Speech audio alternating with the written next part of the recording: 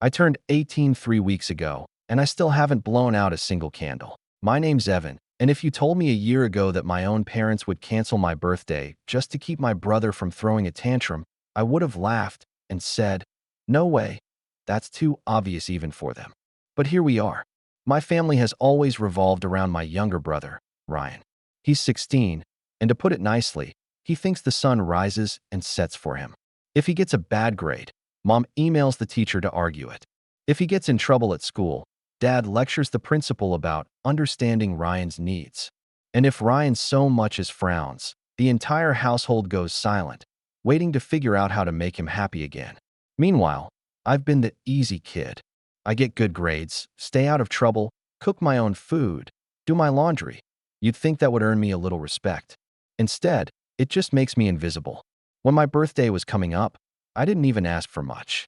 Just a small dinner with my grandparents and a cake. I saved up for my own gift, a used acoustic guitar I found online. For once, I wanted to feel like my day mattered, like I wasn't just the background character in Ryan's world. Mom nodded distractedly when I told her my plans, and Dad muttered something about checking his schedule. That was enough for me. I figured they were on board. I even spent 2 hours cleaning the house so it would look nice for when everyone came over. The day before my birthday, Ryan had a meltdown over the dumbest thing imaginable. Dad wouldn't let him borrow the car for a late-night party.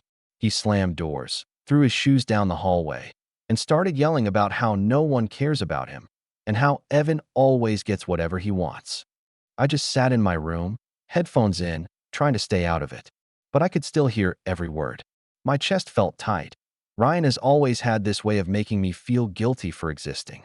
Eventually, I heard Mom knock on my door and say, "Evan, we need to talk." She sat on the edge of my bed with that look, the one that means she's about to say something that benefits Ryan at my expense. "Honey," she said, in that soft tone she uses when she's trying to act reasonable, "we're going to have to postpone your birthday dinner. Ryan is really upset right now, and we don't want to trigger him with a big celebration tomorrow." I just stared at her. "Postpone. It's my 18th birthday. You only turn 18 once." Her smile thinned. "I know, but we can celebrate next weekend when things calm down. It'll be better for everyone. Better for everyone." Translation, better for Ryan. My fists curled against my bedsheets. Dad poked his head into my room to add, "Just let this go, Evan. Be the mature one here." The mature one. The phrase burned worse than anything else they'd said.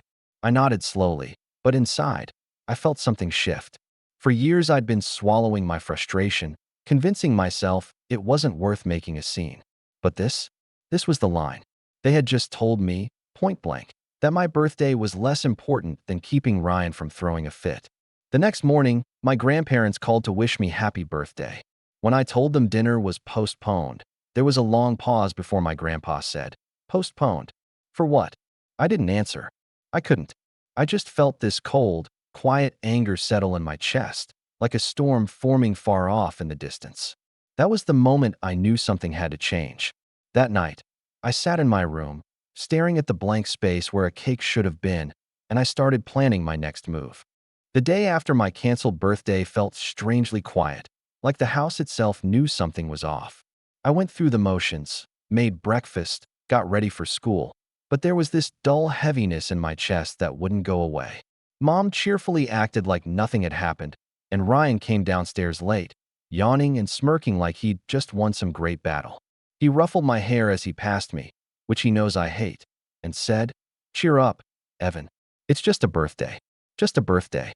The words stuck to me like wet clothes. That night, I overheard Mom and Dad talking in the kitchen while I was upstairs doing homework. They were praising Ryan for calming down after his tantrum, like he'd just performed some heroic feat. Then Mom said, "I think it's good we delayed Evan's party. It shows Ryan we're willing to compromise." Compromise. That's what they called erasing my 18th birthday.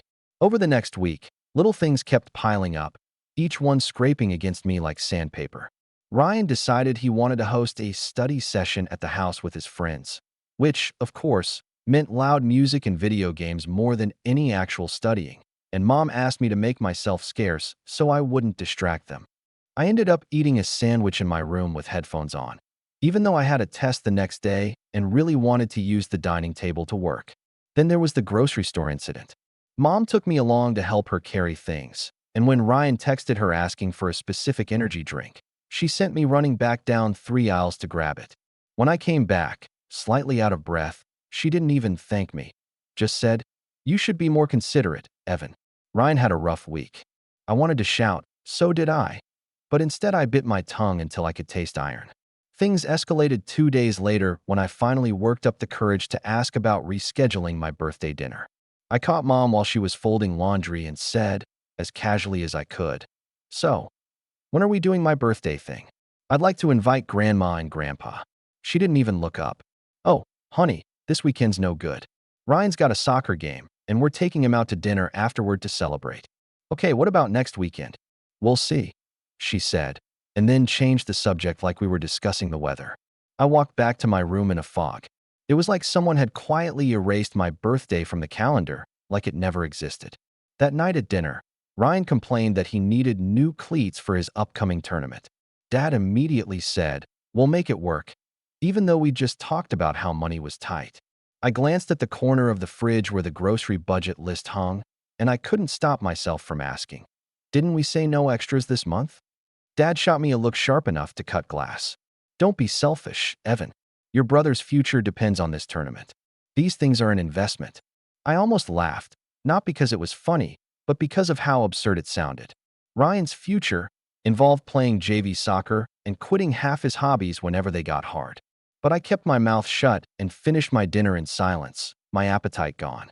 A few days later, I came home from school to find Ryan sitting at the kitchen counter eating the cake I'd bought for myself with my own money. It was a small vanilla cake I'd hidden in the back of the fridge, planning to eat with my grandparents when they came over that weekend, since Mom still hadn't scheduled anything. "Ryan, what are you doing?" I asked, my voice shaking. He grinned with frosting on his face. "Oh, this was yours? Mom said I could have some." "Chill, it's just cake. Just cake. Just a birthday. Just me being erased, one piece at a time." When I confronted Mom, she looked genuinely confused by my anger. "Evan, you're overreacting. Ryan needed a little pick-me-up after practice. Besides, you shouldn't be hiding food from the family." "It wasn't hidden," I said through gritted teeth. "It was mine. I paid for it." Her voice sharpened. "Watch your tone. We don't keep score in this family. You know how sensitive Ryan is right now. Don't make things harder on him." That night, I lay in bed staring at the ceiling, my heart pounding with a mix of anger and something else, clarity. For years, I've been telling myself that if I just stayed quiet, if I just did the right thing, my parents would eventually notice me, appreciate me, treat me fairly. But the truth was staring me in the face. They weren't going to change. The next week was a blur of small indignities. Ryan forgot to do his chores, so I was told to be a team player and take out the trash for him. He spilled soda on the living room rug and blamed me, and Mom believed him without question. And when I got an acceptance letter from the local college's honors program, Mom barely glanced at it before saying, "That's nice, dear," and then turning to ask Ryan how practice went. Each moment was like a drop of water wearing a hole into stone. My patience, my hope, my willingness to keep trying, all of it was eroding. Then came the breaking point. One Friday night, I came home from a late shift at my part-time job to find Ryan sitting on my bed, scrolling through my phone. "What are you doing?" I demanded, my voice louder than I meant it to be. He shrugged. "Relax. I just wanted to see if you had that game download I wanted." "You went through my phone without asking?" "Big deal," he said, tossing it back onto the bed. "You have nothing to hide anyway." When I told Mom and Dad, they didn't punish him. They didn't even tell him not to do it again. Instead, Dad said, "Ryan was just curious. Maybe if you weren't so secretive, he wouldn't feel the need to snoop." I stood there stunned. They were blaming me. That night, I sat at my desk and made a list, not of chores or homework, but of everything that had happened over the last month. The canceled birthday, the cake, the constant favoritism, the invasion of my privacy. By the time I was done, the page was full, my handwriting pressed so hard into the paper that it left dents. Looking at that list, I felt oddly calm. It was like seeing everything laid out finally gave me permission to admit that this wasn't just normal family stuff. This was a pattern, one that wasn't going to stop as long as I stayed under their roof. I started keeping my door locked whenever I could. I began moving some of my things, my guitar, my books, my laptop, into boxes and sliding them under my bed. Quietly, Carefully, I was getting ready. And then, just as I was beginning to think I could survive until graduation, something happened that pushed everything past the point of no return. 2 weeks after Ryan had gone through my phone, I came home one afternoon to find the front door wide open and voices carrying from inside. At first, I thought maybe we had company, but when I stepped into the living room, my heart dropped. My boxes, the ones I had carefully packed and slid under my bed, were sitting in the middle of the room, opened. My guitar case was leaning against the couch with the latches undone, my clothes were spilling out of the boxes, and my laptop sat on the coffee table like some kind of exhibit. Ryan was sitting cross-legged on the floor, grinning smugly, and Mom and Dad were standing over everything with their arms crossed. "What is this?" Dad asked, gesturing to my things. I froze in the doorway. "My stuff," I said slowly, already feeling my pulse quicken. "Why are you hiding it under your bed?" Mom demanded, her voice sharp. "Are you planning to run away?" I opened my mouth, but before I could speak, Ryan piped up. "Told you he was being shady. I caught him packing last night." "You what?" I snapped, turning to him. He just smirked. "Yeah, I looked under your bed while you were in the shower. Pretty clever hiding spot, by the way. You went through my room?" My voice cracked, partly from anger, partly from the raw humiliation of having my privacy violated again. "Ryan was worried about you," Mom said, like he was some kind of hero. "He thought you might be in trouble, and it turns out he was right. Evan, we need to talk about what's going on here." I clenched my jaw. "What's going on is that I'm tired of being treated like a guest in my own house." Dad's expression hardened. "Watch your tone. This is our house. If you have a problem with how things are run here, you can say so respectfully, or you can leave."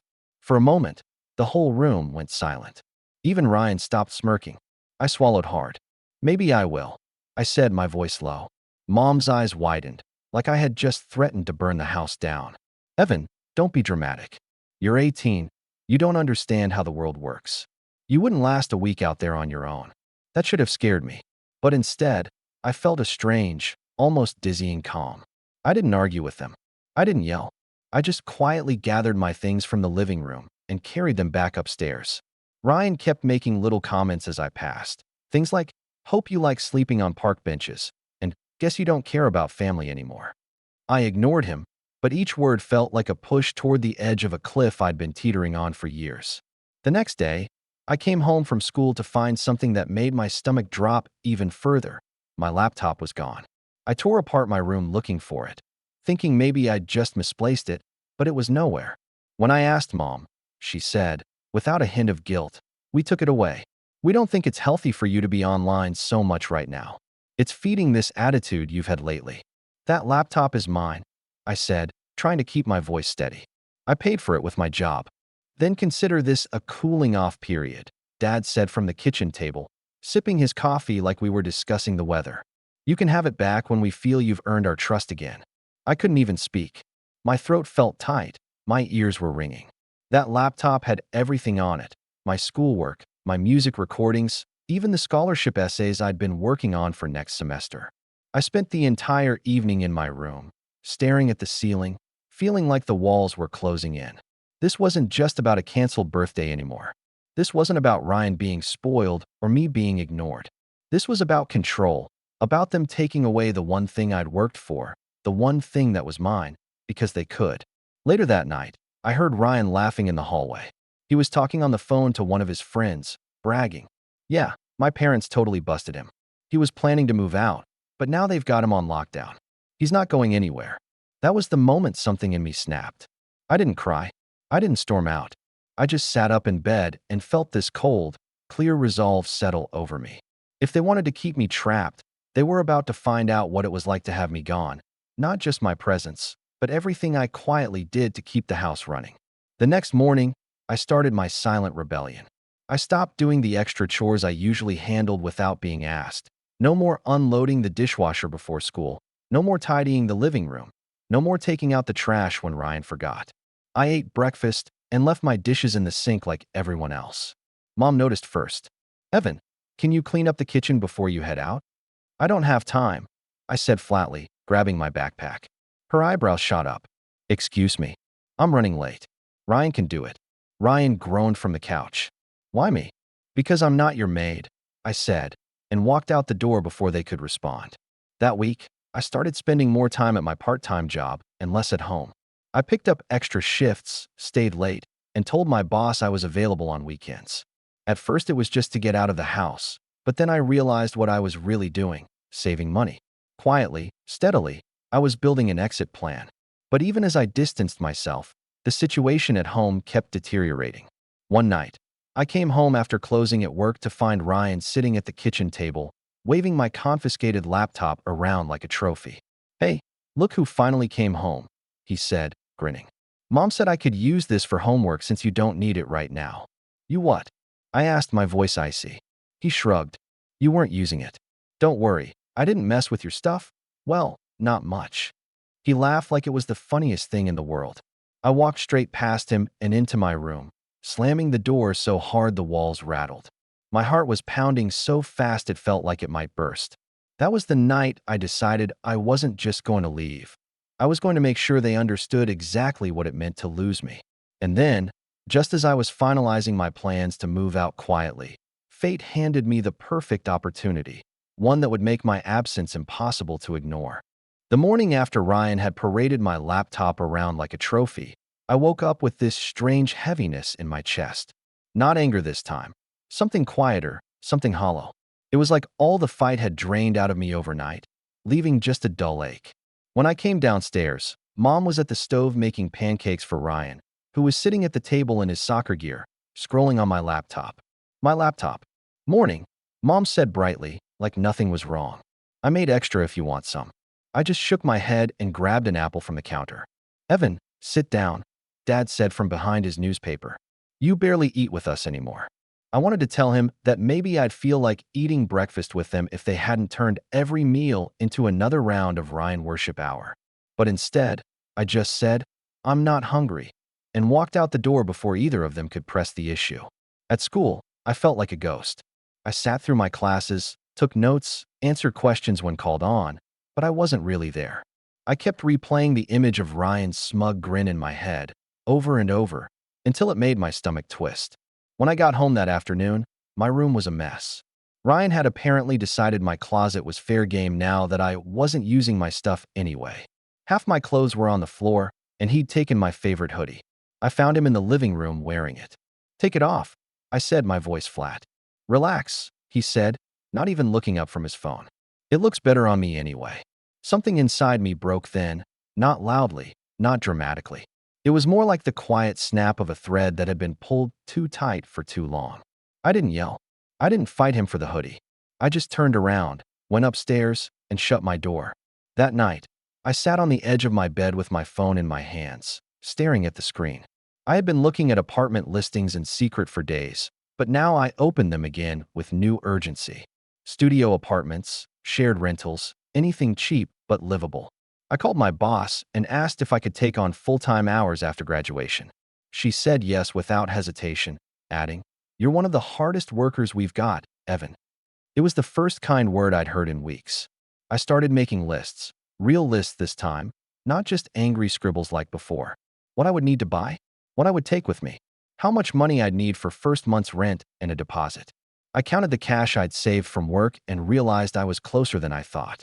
But the closer I got to being free, the worse things seemed to get at home. 2 days later, I came home to find that Ryan had been cleaning my room.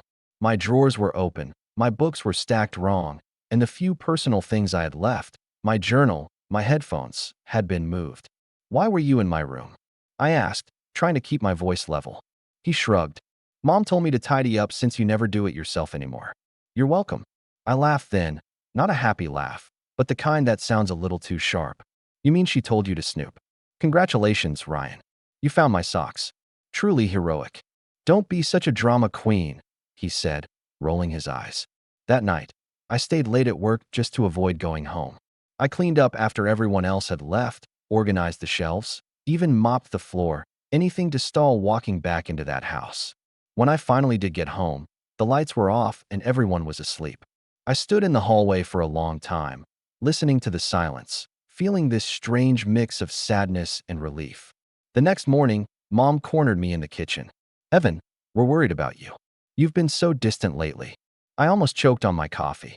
"You're worried about me now?" Her eyes narrowed. Don't take that tone with me.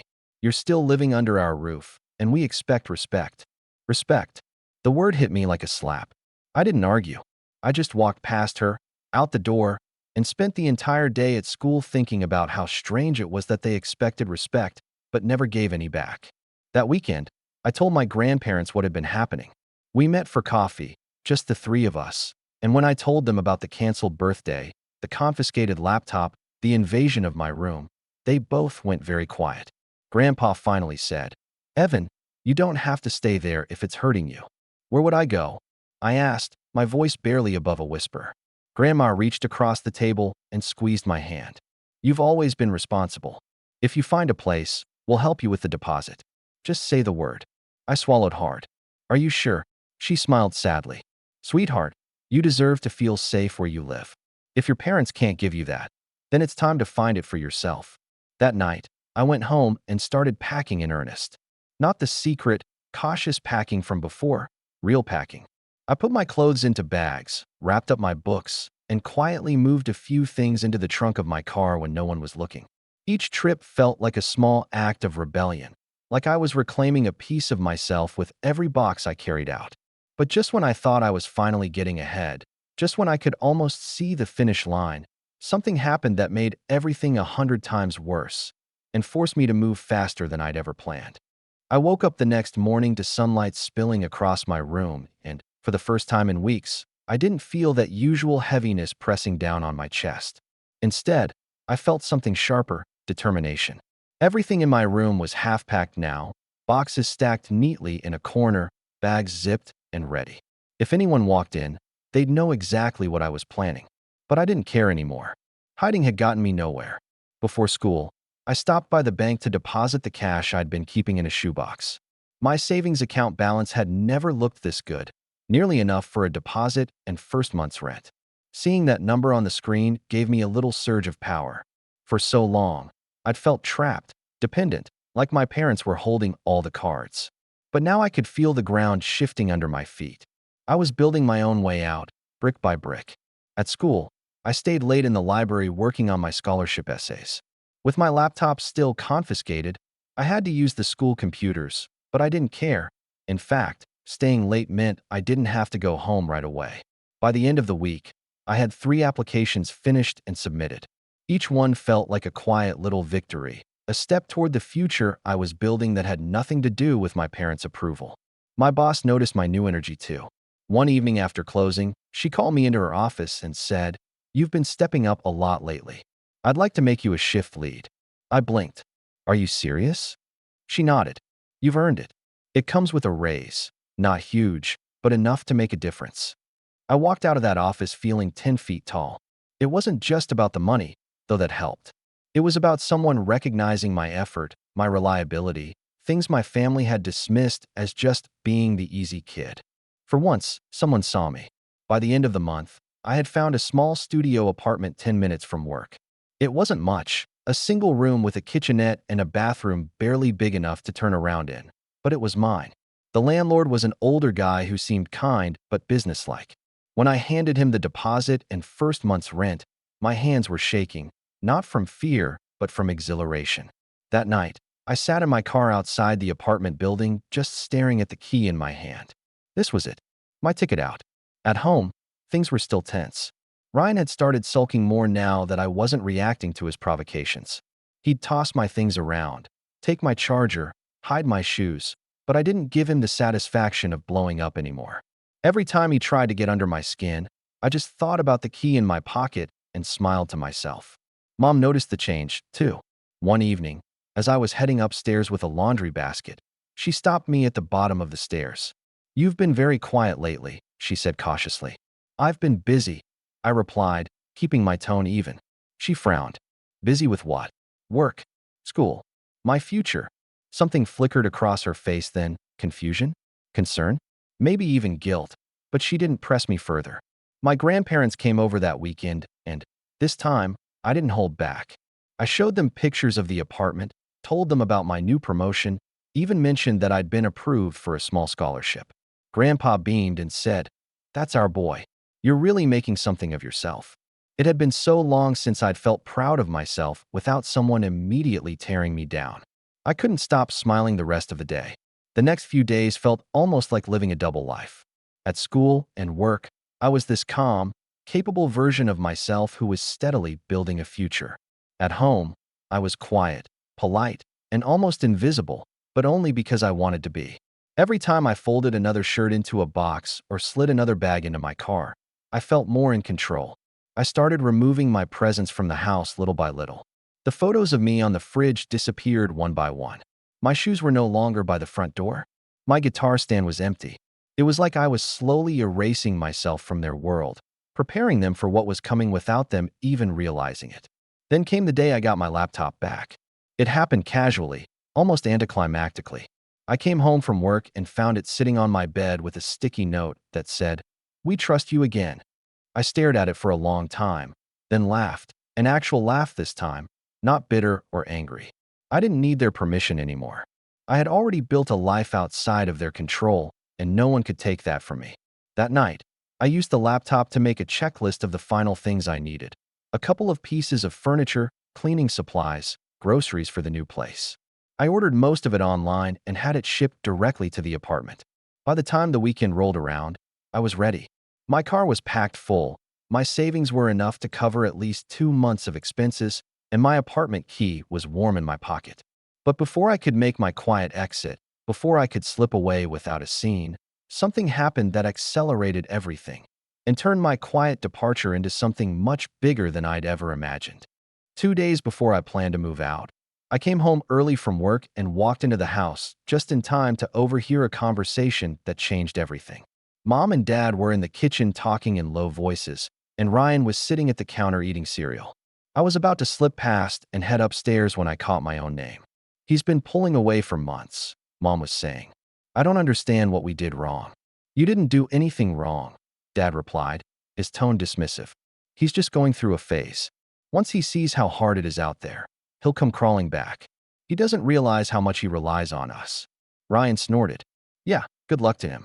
He can't even keep his room clean. He'll be back in a week." I froze in the hallway. They weren't worried. They were waiting for me to fail. They thought my independence was some kind of rebellion, a tantrum like Ryan's, but quieter. They weren't scared to lose me. They were convinced I'd be back begging them for help. For a long moment, I just stood there, heart pounding, a cold clarity washing over me. This wasn't just about getting out anymore. It was about proving them wrong, about making sure they understood that I could survive, even thrive, without them. That night, I sat in my room with my laptop open, staring at the glowing screen and thinking. I wasn't just going to leave quietly. I was going to make sure they felt the weight of me being gone, not in a vindictive way, but in a way that made them realize what they had taken for granted. I started with the practical things. I gathered every bill, subscription, and account that had my name on it. The internet plan, the streaming services, even the shared family cloud storage that I had been paying for since I got my job sophomore year.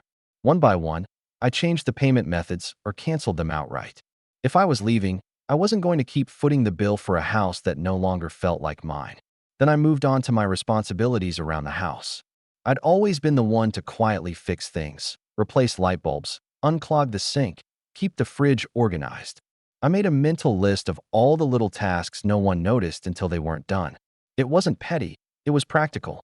If they were so sure I'd be back, they were about to get a taste of what it was like without me there to keep things running smoothly. I also started talking to my grandparents more. They were still quietly supportive, though I could tell they were trying not to take sides. One afternoon, Grandma slipped me an envelope with a few $100s in it. "Consider it a little cushion," she said softly, "just until you get settled." I felt my throat tighten. "Thank you. I promise I won't waste it." She smiled. "You've never wasted anything, Evan. That's why we know you're going to be okay." That night, I went to the apartment after work to drop off the last of my boxes. It felt surreal, standing in the middle of that empty space, imagining how it would look once I brought in the rest of my things. For the first time, I let myself really picture it. Coming home to a place that was mine, eating dinner without being interrupted, playing my guitar without Ryan pounding on the wall. But as much as I wanted to just stay there right then, I knew I had one last thing to do before I left.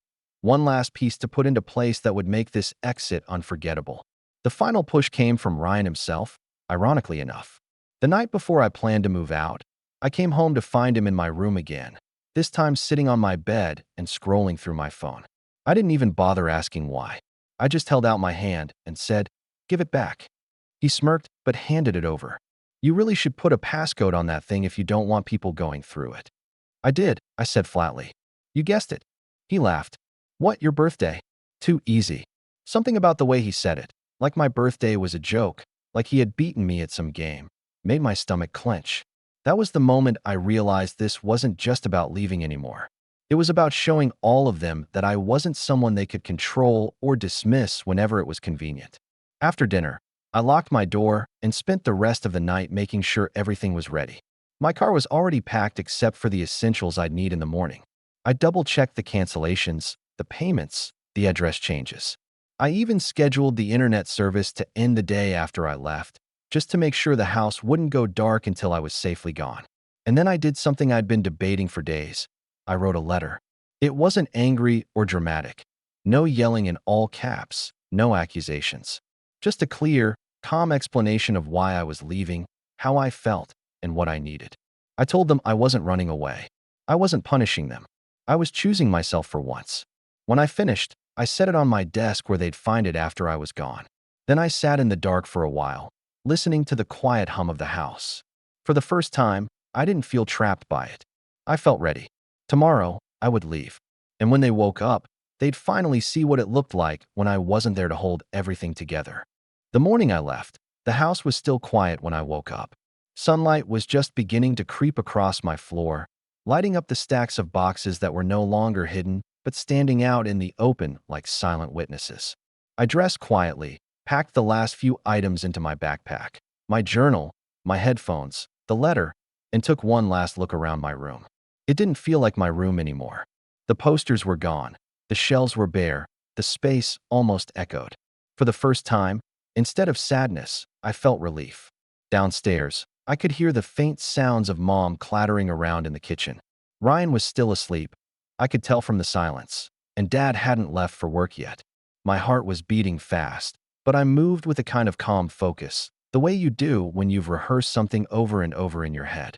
I set the letter neatly on my desk where they couldn't miss it, then grabbed my guitar case and my backpack. Each step down the stairs felt heavier than the last, not from fear, but from the weight of what I was finally doing. Before I left, I did the last few things on my mental checklist. I unplugged the Wi-Fi router and tucked it under my arm. It was in my name, after all, and I had every right to take it. Then I grabbed the small basket by the front door where we kept spare house keys. I took mine off the ring and set it on top with a quiet little click. When I stepped outside, the early morning air hit me like a shock. My car was packed full, boxes, bags, a few pieces of furniture I'd managed to fit in the back seat.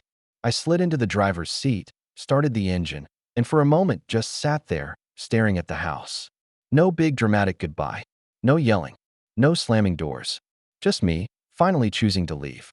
By the time everyone woke up, I was already at my new apartment unloading the car. I spent the entire morning moving in, arranging my few belongings, making the space feel like mine. The silence was different here, not tense or heavy, just quiet, peaceful. Around noon, my phone started blowing up. First it was Mom. "Evan, where are you? Why is your room empty?" Then Dad. "Call us right now. This is unacceptable." Then Ryan, of all people. "Dude." Mom is freaking out. Dad's yelling. "What did you do?" I ignored all of them until I had finished setting up the Wi-Fi in my apartment. Then, when I was finally sitting on my little secondhand couch with my laptop on my knees, I texted back a single line. "Check the letter." It didn't take long for the next call to come in. This time it was Dad again, but I let it go to voicemail. His voice was tight, almost panicked. "Evan, we read your note. You can't just leave like this. We need to talk. Call us back." I didn't call. By evening, the messages had gone from angry to pleading. Mom wrote, "We didn't realize you felt this way. Please come home so we can talk." I sat back against the couch and let out a slow breath. For the first time, they weren't dismissing my feelings, weren't telling me to be the mature one. For the first time, they sounded like they actually saw me. That weekend, the real fallout began. I heard from my grandparents that Mom and Dad had been scrambling to figure out how to pay for the bills I'd been covering. The internet was shut off for a full day before they could get it switched into their names. Ryan had a meltdown when he couldn't play video games, which apparently set off another round of shouting matches between everyone. Part of me almost felt guilty hearing about the chaos. Almost. But then I remembered all the times I'd been told to just let it go. All the times my own needs had been brushed aside for Ryan's comfort, and the guilt faded. I wasn't cruel about it. I didn't gloat. I didn't rub it in. But I didn't rush to fix things for them, either. Every time I was tempted to step in and smooth things over like I always had, I reminded myself, this was exactly what they needed to feel. Meanwhile, my own life was finally starting to take shape. I bought a small second-hand table for my kitchen, a thrift store lamp for the corner of the living room. Each little addition made the apartment feel more like home. I started sleeping better than I had in months, waking up without that knot of dread in my stomach. At work, my boss pulled me aside and told me she'd put me on the schedule for more closing shifts since I was so reliable. The extra money meant I could start saving faster. And for once, every cent I earned went to my own future, not to keeping the household running for everyone else. Ryan tried calling me a few times, first to taunt me, bet you're miserable out there, and then to complain, Mom is making me do your chores now. Thanks a lot. I didn't respond to either. Instead, I focused on building my new life. I signed up for an extra night class to get ahead on my college credits. I started playing my guitar again, something I hadn't done in weeks because every time I picked it up at home Ryan would bang on the wall and yell at me to stop. Now I could play as loud as I wanted, as late as I wanted, and no one said a word. The night I finally strung up a few posters on the wall and sat cross-legged on the floor eating takeout, I realized I was smiling. A real smile this time, not the tight, polite kind I'd worn at home, but the kind that came from somewhere deep, somewhere free. And then, just as I was settling into this new rhythm, just as I was starting to feel like I'd finally taken back control of my life, something happened that brought all the simmering tension with my family to a boil and forced them to face the consequences of what they'd done to drive me away. The fallout came faster and harder than I ever expected. A few days after I'd settled into my apartment, my grandparents called me. Grandpa's voice was low, almost conspiratorial. "Well, you certainly shook things up over there," he said. "What do you mean?" I asked, sitting up straighter. "They've been fighting nonstop," Grandma chimed in. "Your mom's been crying, your dad's been pacing, and Ryan, well, apparently he's not taking the loss of Wi-Fi very gracefully." I almost laughed. For years, every family argument had somehow been about keeping Ryan calm, keeping Ryan happy. And now they were finally seeing what happened when the one person who kept everything quietly running, me, stepped away. Later that evening, my phone buzzed again. It was Mom. This time, I answered. "Evan," she said, her voice tired. "Can we please talk? We need to see you." "I'm listening," I said carefully. We didn't realize you felt so neglected. We thought you were okay. You never complained." I took a long breath before answering. "That was the problem, Mom. I kept quiet because every time I tried to speak up, I was told to be the mature one. My needs never came first. They barely came second. You canceled my 18th birthday to avoid upsetting Ryan.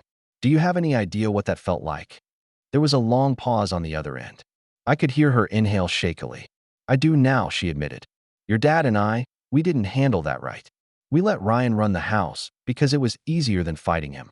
But losing you like this, it's not what we wanted." For a moment, I almost softened. Almost. But then I remembered all those nights I sat in my room staring at the ceiling, wondering why no one seemed to care about me, why I always had to be the one to sacrifice. "I'm not coming back," I said gently but firmly. "I'm happy here. I feel like myself here. If you want to see me, you can visit, but this is my home now." She didn't argue. She just said, "Okay," in a small voice, and we hung up. Over the next few weeks, things began to shift. Dad called me once, not to lecture me, but to apologize. It was awkward. He stumbled over his words, like he wasn't sure how to say them, but I could tell he meant it. "We should have celebrated your birthday, son. We should have made you feel valued." I'm sorry. That apology landed heavier than I expected. For years, I'd been waiting to hear those words. Ryan didn't call, but I heard through the grapevine that his attitude had started to backfire now that he didn't have me to blame for everything. Mom and Dad had finally started making him do his own chores, pay for some of his own things, and face consequences when he messed up. Apparently, he hated it. Meanwhile, My life was only getting better. My raise kicked in, and for the first time, I had money left over at the end of the month. I started cooking for myself, badly at first, but I got better, and my tiny apartment began to feel like a sanctuary. The peace was addictive. No slammed doors. No shouting matches. No walking on eggshells every time Ryan was in a bad mood. One Saturday morning, a few months later, I invited my grandparents over for breakfast. We sat at my thrifted kitchen table drinking coffee and laughing. And when they left, Grandma hugged me tight and whispered, "You've built something good here. We're proud of you." After they left, I sat on the couch with my guitar in my lap, strumming lazily, and I thought about how far I'd come. The house I grew up in was still standing, but I wasn't a piece of it anymore. And for the first time, that didn't hurt. The final moment of closure came on my 19th birthday. I didn't expect anything, but that morning, there was a knock on my apartment door. When I opened it, Mom and Dad were standing there, awkward but sincere, holding a small cake with a single candle. "We'd like to try again," Mom said softly, "if you'll let us." I hesitated for a long moment before stepping aside and letting them in. We sat at my little table, and they sang to me, off-key, slightly embarrassed, but genuine. As I blew out the candle, I realized this wasn't just about revenge anymore.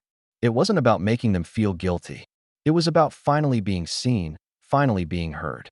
And they were hearing me now, in a way they never had before. When they left, Mom hugged me tight and whispered, "Happy birthday, Evan. Thank you for not giving up on us." I closed the door, leaned against it for a moment, and smiled. They had learned what life was like without me, and they had come back ready to do better. And I had learned that my voice mattered, that my life could be my own, no matter what house I lived in. As I sat back down with the last slice of cake and picked up my guitar, I thought to myself, this was the best birthday I'd ever had. Because this time, it was mine.